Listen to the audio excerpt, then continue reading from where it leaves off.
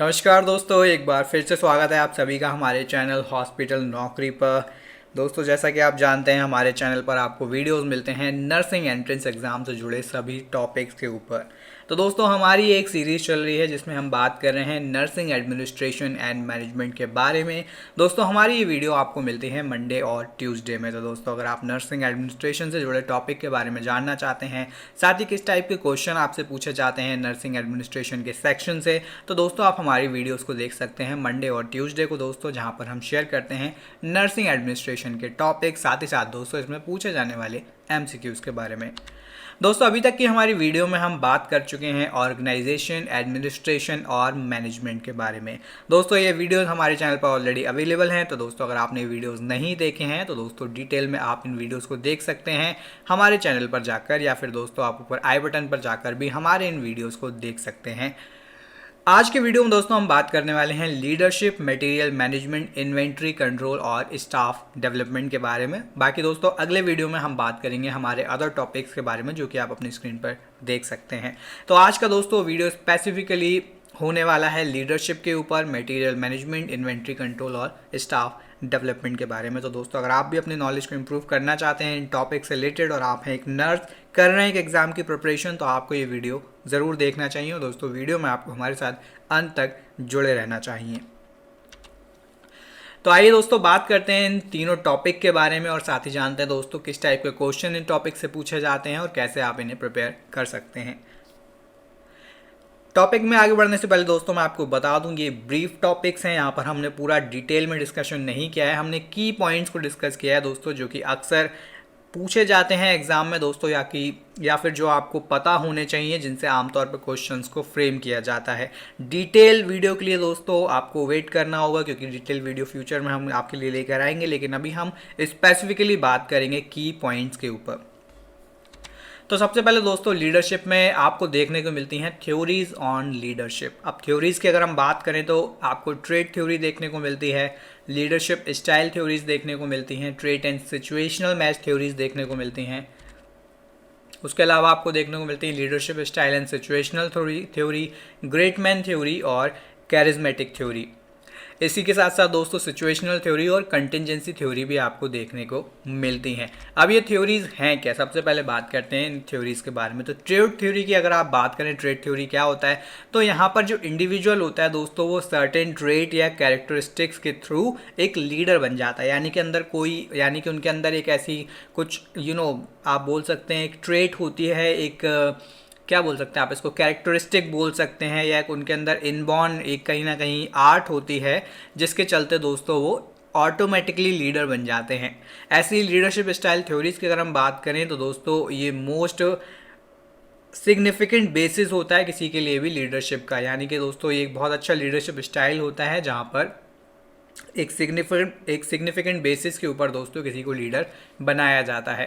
Trait and situational match theory की अगर हम बात करें दोस्तों, तो जब भी एक सर्टेन ट्रेट मैच होता है पर्टिकुलर सिचुएशन से, तो लीडरशिप वहाँ पर बहुत ज़्यादा इफेक्टिव बन जाती है। यानी मान लीजिए आप बहुत अच्छे कम्युनिकेटर हैं, आपका कम्युनिकेशन स्किल बहुत अच्छा है, और एक पर्टिकुलर ऐसी रिक्वायरमेंट है जहाँ पर क्लाइंट को आपको अच्छे से डील करना है, तो वो आपका जो ट्रेट है, आपका दोस्तों जो कम्युनिकेशन का आर्ट है, कहीं ना कहीं वो बहुत ज़्यादा इफेक्टिव हो जाता है एक लीडर के तौर पर।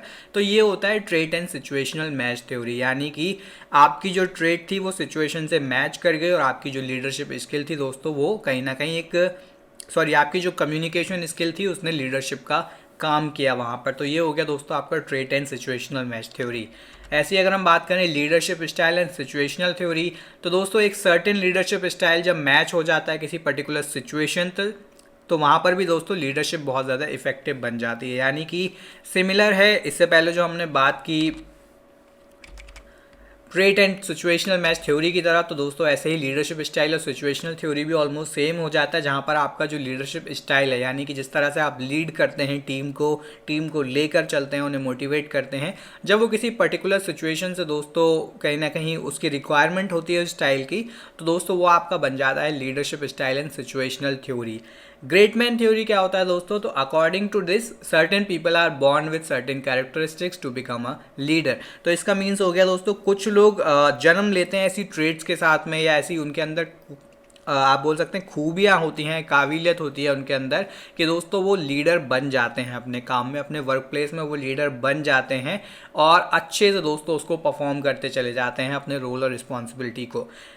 कैरिज्मेटिक थ्योरी क्या होता है दोस्तों? People become leaders because they have charisma, because of this other people feels better in their presence and they will get emotional support and inspiration from leader. तो दोस्तों कुछ लोग कैसे होते हैं, उनके अंदर कैरिज्मा होता है, एक ऐसी पर्सनैलिटी होती है कि लोग उनके साथ में रहना चाहते हैं, उनके साथ काम करना चाहते हैं, उनके साथ टाइम स्पेंड करना चाहते हैं, क्योंकि एक कैरिज्मा उनकी पर्सनैलिटी में होता है, एक अट्रैक्टिव लुक होता है, कहीं ना कहीं एक डिफरेंट आप बोल सकते हैं उनका पॉइंट ऑफ व्यू होता है या चीज़ों को देखने का नज़रिया होता है, जिसके चलते लोग उनके साथ में अच्छा फील करते हैं, उनके साथ में इमोशनल हो जाते हैं या इमोशनल सपोर्ट उन्हें वहाँ से मिलता है, इंस्पिरेशन मिलती है, जिसके चलते दोस्तों जो लीडर्स हैं वो कैरिज्मेटिक थ्योरी में आ जाते हैं, इस तरीके के लीडर। सिचुएशनल थ्योरी दोस्तों, different situation require different trait to become leader, so a person who is leader at one situation may become follower at another situation. तो सिचुएशनल थ्योरी में क्या होता है दोस्तों, एक डिसएडवांटेज के तौर पर आप इसे देख सकते हैं कि एक पर्टिकुलर सिचुएशन में जहां पर आप लीडर बन जाते हैं, वहीं उसके ऑपोजिट सिचुएशन में आपको एक फॉलोअर बनना पड़ता है। फॉर एग्जाम्पल दोस्तों, मान लीजिए आप बोलने में बहुत अच्छे हैं, तो जहाँ पर बोलने की रिक्वायरमेंट है वहाँ पर आप एक लीडर का काम करते हैं, बट आप सुनने में उतने अच्छे नहीं हैं, आप चीज़ों को उतना ध्यान से सुनते नहीं हैं, तो वहाँ पर कहीं ना कहीं फिर आपको एक फॉलोअर बनना होता है, क्योंकि that is not your trait या फिर दैट इज़ नॉट योर, आप बोल सकते हैं that is not your play. So ये एक प्रॉब्लम आ जाता है सिचुएशनल थ्योरी में। कंटिजेंसी थ्योरी क्या होता है दोस्तों? According to this leaders role depends upon three situations that are one leader member relation, two task structure and three position power. तो कंटिजेंसी थ्योरी में क्या होता है दोस्तों, लीडर जो है वो कहीं ना कहीं लीडरशिप जो है वो तीन सिचुएशन के ऊपर डिपेंड करती है। पहला, लीडर और मेंबर का रिलेशनशिप कैसा है, दूसरा टास्क स्ट्रक्चर कैसा होता है, और तीसरा पोजीशन पावर कैसा होता है। अब ये तीनों चीज़ें क्या होती हैं तो इनको समझ लेते हैं दोस्तों। Leader member relationship means the faith and loyalty group members possess toward the leader, यानी कि दोस्तों जो टीम के मेंबर हैं वो अपने लीडर को कैसे देखते हैं और उन्हें अपने लीडर में कितना ज़्यादा फेथ है, यानी कि वो कितना ज़्यादा ट्रस्ट करते हैं, कितना ज़्यादा बिलीव करते हैं अपने लीडर को। तो ये हो जाता है दोस्तों leader member relationship. Task structure क्या होता है दोस्तों? It is said to be high if it is easy to define and measure a task in terms of goal clarity, extend to which the decision can be verified, multiplicity of goal path, specificity of solution. If not then task structure is low. So basically क्या कहने का मकसद है दोस्तों, यहाँ पर task structure जो होता है दोस्तों वो हाई माना जाता है जब वहाँ पर आपका जो गोल होता है वो डिफाइन होता है, वो क्लियर होता है और सबको पता होता है कि उन्हें क्या करना है। ऐसे में दोस्तों क्या होता है, डिसीजन जो है वो वेरीफाई की जा सकती है मल्टीप्लिसिटी में, गोल की मल्टीप्लिसिटी को वेरीफाई किया जा सकता है। लेकिन दोस्तों जब इसका उल्टा होता है, गोल जो है वो डिफाइन नहीं होता है, गोल क्लैरिटी नहीं होती है, टीम को पता नहीं होता है कि क्या करना है, किस तरीके से करना है, डिसीजन जो है वो किस एक्सटेंट तक लिया जा सकता है, डिसीजन लेना कैसे है, तो वहाँ पर दोस्तों टास्क स्ट्रक्चर जो है वो लो हो जाता है। तो टास्क स्ट्रक्चर को आप हाई और लो के सेंस में इस तरीके से देख सकते हैं। जब टीम और लीडर को पता होता है कि डिसीजन हमारा क्या है, हमारा गोल क्या है, कितना क्लियरली हमें गोल के बारे में पता है, तो वो आपका हो जाएगा टास्क स्ट्रक्चर हाई। वहीं अगर गोल के बारे में ज़्यादा आइडिया नहीं है, डिसीजन के बारे में ज़्यादा आइडिया नहीं है, डिसीजन कौन लेगा, कैसे लेगा, किस तरीके से लेनी है, तो वो आपका टास्क स्ट्रक्चर लो हो जाता है। पोजीशन पावर क्या होता है दोस्तों? It means the power which they are obtaining by sitting in a specified position or a chair, यानी कि आप किस पोस्ट के ऊपर हैं, आप किस ओहदे पर हैं, आप किस चेयर पर बैठते हैं, उसके बेसिस पर दोस्तों पावर जो है उसका कहीं ना कहीं एक डिवीजन हो जाता है पावर का, कि आपके पास कितनी पावर है और आप क्या क्या चीज़ें कंट्रोल कर सकते हैं, दैट इज़ पोजीशन पावर। तो ये आपने समझ लिया दोस्तों कंटिजेंसी थ्योरी क्या होता है। इसमें तीन चीज़ें आपको देखने को मिलती हैं, leader member relation, task structure और आपको देखने को मिलता है पोजीशन पावर। तो आई होप दोस्तों तीनों पॉइंट आप अच्छे से समझ गए होंगे यहाँ पर कंटिजेंसी थ्योरी क्या होता है। आगे बात करते हैं दोस्तों पाथ गोल थ्योरी। तो ये भी एक थ्योरी आ जाता है दोस्तों। इसमें क्या होता है, as per this leader facilitate the followers to accomplish goal by minimizing the obstruction and rewarding them for the accomplishment of the task. तो इसमें क्या होता है दोस्तों, लीडर जो है वो फैसिलिटेट करते हैं फॉलोअर्स को, यानी कि वो उन्हें मोटिवेट करते हैं, उन्हें एक एनकरेज करते हैं, एक हौसला देते हैं कि आप लोग मिल के गोल को अकम्प्लिश कर सकते हैं, जिससे उसमें क्या होता है दोस्तों, ऑब्स्ट्रक्शन कम होते हैं और फिर उन्हें रिवॉर्ड भी मिलते हैं। यानी कि दोस्तों जब आपके टीम मेंबर्स अच्छा करते हैं, अच्छा परफॉर्म करते हैं, गोल्स को अचीव करते हैं, तो उन्हें रिवॉर्ड मिलता है उनकी अकम्प्लिशमेंट के लिए। ये होता है दोस्तों पाथ गोल थ्योरी। सिंपल टर्म्स में बोले तो लीडर यहाँ पर आपको मोटिवेट करते हैं कि आप ये काम को करो। ऑटोक्रेटिक लीडरशिप कैसा होता है, अब लीडरशिप स्टाइल के बारे में दोस्तों यहाँ पर बात हो रही है। लीडरशिप स्टाइल में आपको देखने को मिलते हैं autocratic leadership, democratic leadership, laissez faire leadership और पार्टिसिपेटिव लीडरशिप। अब ऑटोक्रेटिक लीडरशिप कैसी होती है दोस्तों, यहाँ पर leader has strong control over the group and takes decision, यानी कि लीडर का बहुत अच्छा कंट्रोल होता है अपनी टीम के ऊपर, अपनी ग्रुप के ऊपर, और ज़्यादातर डिसीजन लीडर खुद लेता है। डेमोक्रेटिक लीडरशिप में दोस्तों क्या होता है, leader acts as a facilitator and encourage the group to take decision, यानी कि यहाँ पर क्या होता है, लीडर एक फैसिलिटेटर का काम करता है और ग्रुप को एनकरेज करता है कि आप लोग कंबाइन होकर डिस्कस करके डिसीजंस लीजिए और गोल्स को अचीव करिए। लेस फेयर लीडरशिप क्या होता है, leader participates minimally and acts as a resource person और कंसल्टेंट, यानी कि लीडर का दोस्तों जो कंट्रीब्यूशन होता है बहुत ही कम होता है, ना के बराबर होता है, और लीडर बस आपको एडवाइस देने का या कंसल्ट करने का काम करता है। जहां पर आकर आप फंस जाते हैं या अटक जाते हैं तो लीडर आपको एक गाइडिंग फोर्स की तरह वहां पर गाइड करते हैं, लेकिन वो आपके साथ में लग के काम नहीं करते हैं और आपसे भी पूरी तरीके से काम नहीं करवाते हैं। यानी कि लीडर वहां पर दोस्तों एक आप बोल सकते हैं गाइड का काम करते हैं। पार्टिसिपेटिव लीडरशिप क्या होता है दोस्तों, in this style functions are distributed among all the group members, यानी कि लीडर खुद भी दोस्तों आपके साथ में लगता है और साथ में दोस्तों उस काम को आपके कराता है, तो वो होता है आपका पार्टिसिपेटिव लीडरशिप, जैसे कि आप नाम से भी समझ सकते हैं। अब लीडरशिप स्टाइल इन नर्सिंग की अगर हम बात करें तो यहाँ पर आपको दोस्तों 6 स्टाइल देखने को मिलते हैं। कैरिज्मेटिक लीडरशिप हम बात कर चुके हैं, अथॉरिटेरियन लीडरशिप जहाँ पर आप अथॉरिटी अपनी दिखाते हैं, अपनी पावर दिखाते हैं। डेमोक्रेटिक और पार्टिसिपेटिव लीडरशिप हम बात कर चुके हैं। लेस फेयर लीडरशिप आप बात कर चुके हैं। सिचुएशनल लीडरशिप, सिचुएशन के अकॉर्डिंग जब आपकी लीडरशिप आती है। और ट्रांजैक्शनल लीडरशिप जब दोस्तों आप अपने आप को चेंज कर लेते हैं, इवॉल्व कर लेते हैं लीडरशिप के अकॉर्डिंग, तो वो हो जाता है आपका ट्रांजैक्शनल लीडरशिप।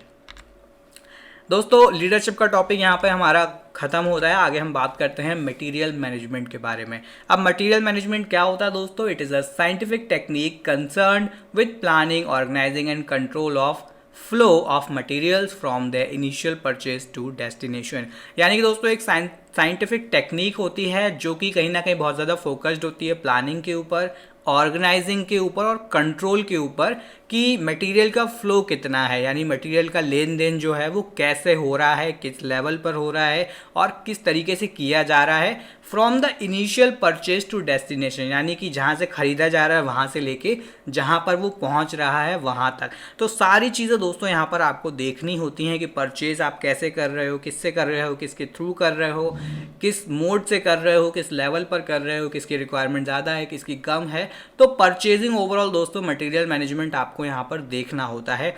उसमें आपका प्लानिंग भी आ जाता है, ऑर्गेनाइजिंग भी आ जाता है और कंट्रोल ऑफ फ्लो भी आ जाता है। इसको थोड़ा और डिटेल में समझते हैं दोस्तों अगली स्लाइड्स में। अब एम क्या होता है मटेरियल मैनेजमेंट का, तो इसका पहला एम होता है टू गेट, यानी कि प्राप्त करना। क्या प्राप्त करना, सही क्वालिटी, सही क्वांटिटी, ठीक है, सही समय पर, सही जगह पर और सही प्राइस पर।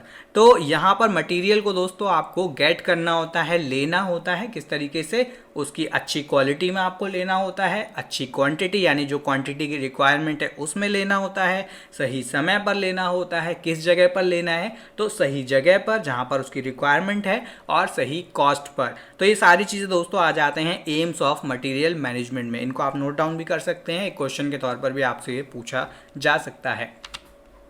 ऑब्जेक्टिव ऑफ मटेरियल मैनेजमेंट, अगर हम प्राइमरी बात करें क्या ऑब्जेक्टिव होते हैं मटेरियल मैनेजमेंट के, तो सही प्राइस हो, हाई टर्नओवर हो, लो रिक्वायरमेंट हो, स्टोरेज कॉस्ट हो, कंटिन्यूटी ऑफ सप्लाई हो, यानी कि लगातार सप्लाई होते रहे, वहाँ पर ब्रेक्स ना हो, ऑब्स्ट्रक्शन ना हो, कंसिस्टेंसी इन क्वालिटी हो, यानी क्वालिटी जो है दोस्तों इसमें किसी भी तरीके का कॉम्प्रोमाइज़ नहीं होना चाहिए। क्वालिटी अगर पहले थोड़ी कम थी तो उससे बेटर ही होनी चाहिए, उससे नीचे नहीं जानी चाहिए। गुड सप्लाई रिलेशनशिप, यानी उससे रिलेशन अच्छा होना चाहिए जिससे आप सप्लाई यानी कि जो स्टॉक है उसको ले रहे हैं। डेवलपमेंट ऑफ पर्सनल, यानी कि जो लोग उस काम में लगे हुए हैं उनके डेवलपमेंट में आप कंट्रीब्यूट कर रहे हैं। और गुड इन्फॉर्मेशन सिस्टम, यानी कि जो भी काम हो रहा है उसकी सारी इन्फॉर्मेशन शेयर की जा रही है, सारी इन्फॉर्मेशन वहाँ पर डिवाइड की जा रही है, यानी कि इन्फॉर्मेशन को लेकर किसी भी तरीके की कोई प्रॉब्लम वहाँ पर नहीं होनी चाहिए जब भी आप बात करते हैं मटेरियल मैनेजमेंट की। तो गुड इन्फॉर्मेशन सिस्टम की दोस्तों यहाँ पर प्राइमरी एक ऑब्जेक्टिव के तौर पर आप इसे देख सकते हैं। सेकेंडरी ऑब्जेक्टिव क्या होते हैं दोस्तों, तो इंटर डिपार्टमेंटल होना चाहिए, यानी कि एक से दूसरे डिपार्टमेंट में फोरकास्टिंग यहाँ पर होनी चाहिए कि किस आप बोल सकते हैं किस मटेरियल की रिक्वायरमेंट हो सकती है, कौन सा मटेरियल हमें ज़्यादा ज़रूरी पड़ेगा या किस मटेरियल की ज़रूरत हमें कम पड़ेगी। प्रोडक्ट इम्प्रूवमेंट यहाँ पर देखो ज़रूरी होता है कि प्रोडक्ट जो है वो इम्प्रूव होना चाहिए। स्टैंडर्डाइजेशन होना चाहिए, मेक और बाय डिसीजन होना चाहिए, बनाना है या ख़रीदना है। न्यू मटेरियल एंड प्रोडक्ट के ऊपर आपको यहाँ पर एक ऑब्जेक्टिव में से लाना होता है। और फेवरेबल रेसिप्रोकल रिलेशनशिप यहाँ पर होने चाहिए सेकेंडरी ऑब्जेक्टिव के तौर पर। अब बेसिक नीड क्या होती है मटेरियल मैनेजमेंट की, तो यानी कि बेसिक नीड क्यों ज़रूरी होती है मटेरियल मैनेजमेंट, तो दोस्तों to have adequate stock of material when required, यानी कि दोस्तों ज़रूरत पड़ने पर आपके पास अच्छी मात्रा में या ज़रूरी मात्रा में स्टॉक होना चाहिए मटेरियल का जिसकी ज़रूरत होती है। To spend minimum money for high quality material, यानी कि कम पैसा आपको ख़त्म करना पड़े लेकिन अच्छी क्वालिटी का मटेरियल आपको मिलता रहे, आपके पास हो। To reduce the inventory investment and to operate it efficiently, यानी इन्वेंट्री इन्वेस्टमेंट जो है दोस्तों वो आपका कम हो जाए और ऑपरेट जो है दोस्तों वो आपका एफिशिएंटली हो। तो ये बेसिक नीड होती है आपकी मटेरियल मैनेजमेंट की जो कि फुलफिल करनी ज़रूरी होती हैं। अब फंक्शनल एरियाज़ क्या होते हैं दोस्तों मटेरियल मैनेजमेंट के, यानी कहाँ कहाँ पर ये फंक्शन करते हैं, तो परचेजिंग में, सेंट्रल सर्विस सप्लाई में, सेंट्रल स्टोर्स में, द प्रिंट शॉप में, द फार्मेसी में और डाइट्री एंड लिनेन सर्विसेज में। तो दोस्तों ये की फंक्शनल एरियाज़ होते हैं मटेरियल मैनेजमेंट के पॉइंट ऑफ व्यू से अगर आप देखें तो। अब आ जाता है दोस्तों इन्वेंट्री कंट्रोल। इन्वेंट्री कंट्रोल होता है क्या दोस्तों, तो it means stocking adequate number and kind of stores so that the materials can be available whenever and wherever required. Scientific inventory control result in optimal balance. तो दोस्तों इसका मतलब हो गया जो स्टॉकिंग है एडिक्वेट नंबर और काइंड ऑफ स्टोर की दोस्तों वो अवेलेबल होनी चाहिए जब भी आपको ज़रूरत हो। उसके अलावा दोस्तों scientific inventory control results in optimal balance, यानी कि दोस्तों इससे क्या होता है एक ऑप्टिमल बैलेंस बना रहता है और किसी भी चीज़ की कमी वहाँ पर नहीं होती है, स्पेशली जब आप बात करें मटेरियल की। अब इन्वेंट्री कंट्रोल का काम क्या होता है दोस्तों, to provide maximum supply service consistent with maximum efficiency and optimum investment, यानी कि दोस्तों मैक्सिमम सप्लाई पहुंचती रहे वहां पर, कंसिस्टेंट हो और मैक्सिमम एफिशिएंसी के साथ में हो, ठीक है। उसके अलावा to provide question between forecasted and actual demand for a material, साथ ही साथ दोस्तों एक ये क्वेश्चन आपको प्रोवाइड करता है कि जो आप मान के चल रहे थे और जो एक्चुअल डिमांड है उसमें बहुत ज़्यादा डिफरेंस ना हो, ठीक है। यानी कि आपने मान के चलिए आपने फोरकास्ट किया कि आपको इतना मटेरियल जो है वो चाहिए होगा और जो डिमांड है पता चला वो बहुत ही ज़्यादा है जो आपने फोरकास्ट किया, तो वो नहीं होना चाहिए, उसमें ज़्यादा डिफरेंस नहीं होना चाहिए, थोड़ा कम डिफरेंस होना चाहिए। तो वो क्वेश्चन आपको मिल जाता है इन्वेंट्री कंट्रोल से।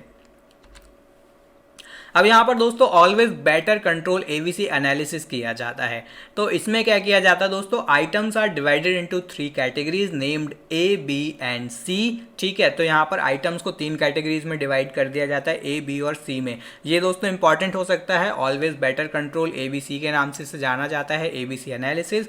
तो ए में क्या होता है दोस्तों, ए में वो आइटम होते हैं जो हाई वैल्यू के होते हैं, जिनकी सबसे ज़्यादा ज़रूरत होती है।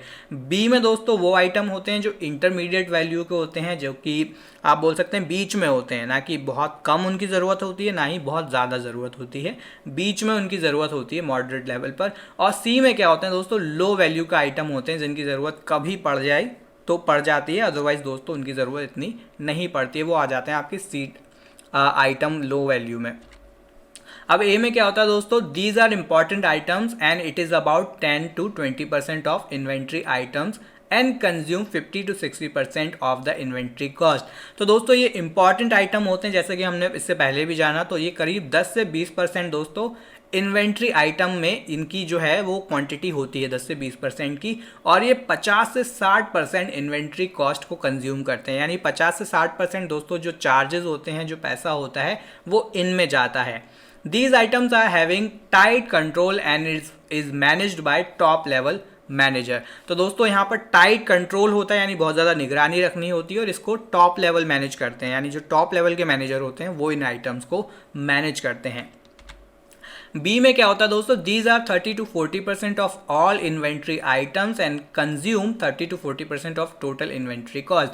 तो दोस्तों ये जो आइटम होते हैं 30 से 40% होते हैं टोटल इन्वेंट्री आइटम में, और इनमें दोस्तों जो कॉस्ट होता है वो लगभग 30 से 40% कॉस्ट लगता है, यानी टोटल कॉस्ट का 30 से 40% कॉस्ट जो है वो इन आइटम्स में लगता है। These are important items but not critical, ठीक है, इंपॉर्टेंट होते हैं लेकिन बहुत ज़्यादा क्रिटिकली इनकी रिक्वायरमेंट नहीं होती है। These items are having moderate control and is managed by middle level managers. तो जैसे कि आप देख सकते हैं मॉडरेट कंट्रोल इन पर रखा जाता है, और मिडिल लेवल मैनेजर जो होते हैं दोस्तों वो इन्हें मैनेज करते हैं। सी आइटम क्या होते हैं, item C account for 40 to 50% of all inventory items and need 5 to 10% of the total inventory cost. यानी कि दोस्तों इनकी जो रिक्वायरमेंट है आप बोल सकते हैं 40 से 50% होती है, लेकिन इन पे जो पैसा लगता है वो 5 से 10% ही लगता है, ठीक है। These items are having low level control and is manage by low level manager, ठीक है। तो इन पे कंट्रोल जो है वो भी इतना ज़रूरी नहीं होता है रखना, और इसे लो लेवल मैनेजर कंट्रोल करते हैं। अब यहाँ पर एक और एनालिसिस होता है दोस्तों इन्वेंट्री कंट्रोल के लिए, दैट इज वेड एनालिसिस, ठीक है, वेद एनालिसिस बोल सकते हैं आप इसे। वी फॉर होता है दोस्तों वाइटल, असेंशियल, ई, और डी फॉर होता है डिजायरेबल। अब वाइटल क्या होता है, vital means shortage of the item can not be tolerated, यानी कि जो ऐसे आइटम दोस्तों जिनकी शॉर्टेज जो है उसको टॉलरेट नहीं किया जा सकता है। असेंशियल का मतलब हो गया, essential items are those items its shortage can be tolerated for a short period, यानी ऐसे आइटम दोस्तों जिनकी शॉर्टेज आप कुछ समय तक टॉलरेट कर सकते हैं, उनके बगैर भी दोस्तों काम चल सकता है। और डिजायरेबल आइटम दोस्तों are those items shortage of the items will not adversely affect, यानी कि ऐसे आइटम जो ना भी हों दोस्तों तो उससे इतना फर्क नहीं पड़ेगा, काम जो है वो चलता रहेगा। तो 3 तरीके से भी दोस्तों आप एनालिसिस कर सकते हैं इन्वेंट्री कंट्रोल का, यानी कि दोस्तों जो मटेरियल है उसको आप 3 आइटम से यहाँ पर एनालाइज कर सकते हैं। एफएसएन एनालिसिस यहाँ पर दोस्तों आपको देखने को मिलता है, ये किया जाता है यूटिलाइजेशन के बेसिस पर, यानी कितना ज़्यादा यूज़ किया जा रहा है। तो यहाँ पर भी 3 कैटेगरी आपको देखने को मिलती हैं, फास्ट मूविंग, स्लो मूविंग और नॉन मूविंग। अब नॉन मूविंग आइटम क्या होते हैं दोस्तों, must be periodically reviewed to prevent expiry and obsolescences, यानी कि आपको इसको रिव्यू करते रहना चाहिए कि उनकी डेट तो नहीं निकल गई है, या वो आउट ऑफ डेट तो नहीं हो गए, या आउट ऑफ फैशन तो नहीं हो गए, यानी ऐसा तो नहीं उसकी जगह कुछ नए इक्विपमेंट आ गए और हम आज भी वही इक्विपमेंट यूज़ कर रहे हैं। तो ये चीज़ ज़रूरी हो जाती है चेक करना नॉन मूविंग इन्वेंट्रीज में। अब बात आ गई दोस्तों स्टाफ डेवलपमेंट की, इन्वेंट्री कंट्रोल। आई होप दोस्तों आप लोगों को ये क्लियर हो गए होंगे एनालिसिस जो हमने सीखे हैं इसमें। इसके बाद हम बात करते हैं स्टाफ डेवलपमेंट के बारे में। तो स्टाफ डेवलपमेंट में दोस्तों कुछ एक्टिविटीज़ इन्वॉल्व होती हैं, जैसे कि induction training, job orientation, in service education और कंटिन्यूइंग एजुकेशन। अब इनमें क्या डिफरेंस होता है दोस्तों, इसको 1 by 1 हम समझ लेते हैं जिससे कि आप लोगों को भी क्लियर हो जाए।